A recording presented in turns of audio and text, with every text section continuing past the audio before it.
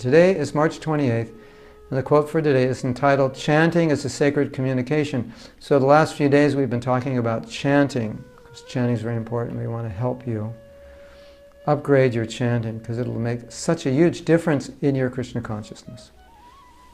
Japa is not a ritual. It is not a mechanical, mindless, robotic process.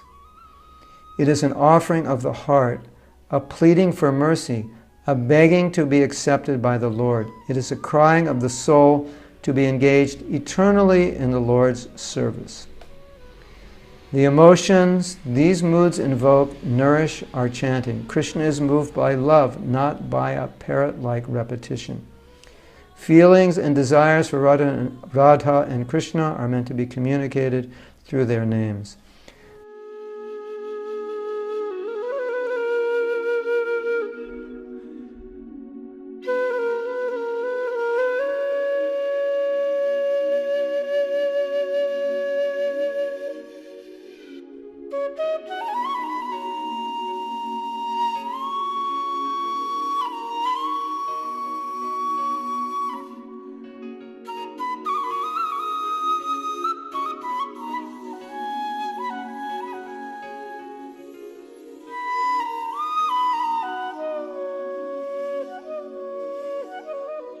Now this is interesting because in the teachings of Queen Kunti, where she's expressing that if I'm not materially exhausted with the material world, if I'm still trying to enjoy in some way the material world, then when I pray to Krishna or when I chant his name, I won't chant with feeling.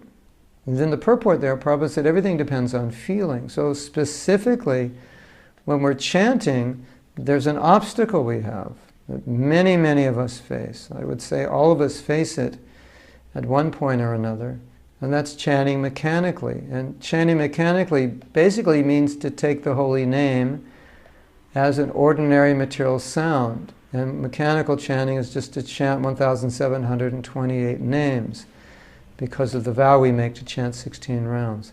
And so there's no real feeling, there's no real prayer for upliftment, purification, to be accepted by Krishna, or any kind of emotion involved.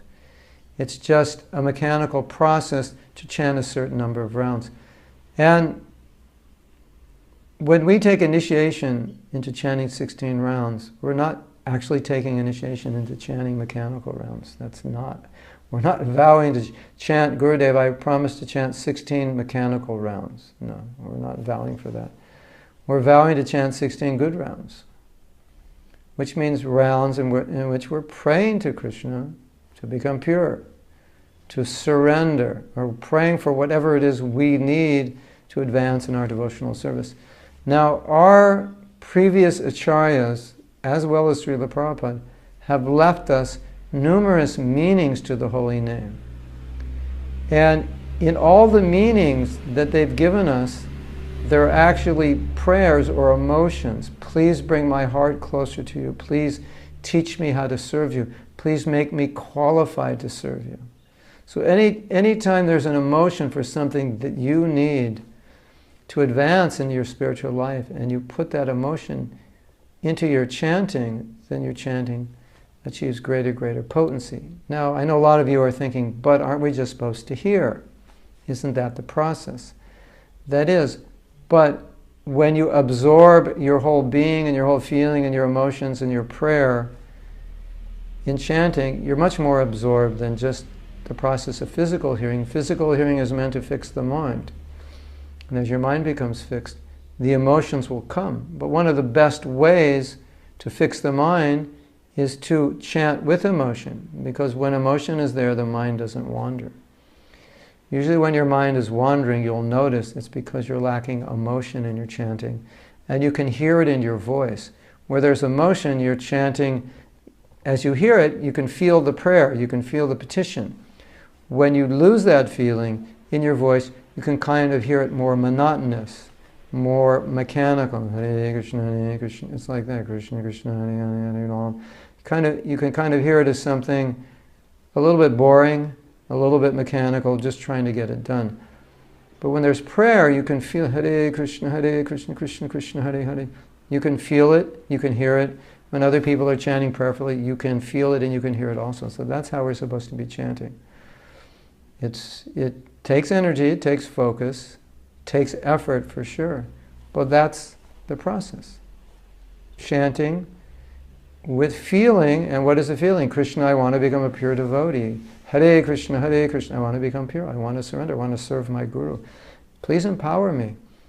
Please bring me closer to you. Please get me out of Maya. One time, when Prabhupada was explaining the meaning of the Maha Mantras, Krishna, let me engage in your service, he went on to explain that the mood or the feeling is, for so long I've been engaged in Maya's service, and I'm frustrated, and I'm unhappy, and I'm miserable, and it doesn't work. And I just want to engage in your service. Hare Krishna, Hare Krishna. So that meaning is, please relieve me of the influence of the modes of nature. Please, please, I don't want to serve Maya anymore. I've served the wicked masters of my mind and senses, and they've just given me pain and suffering and frustration.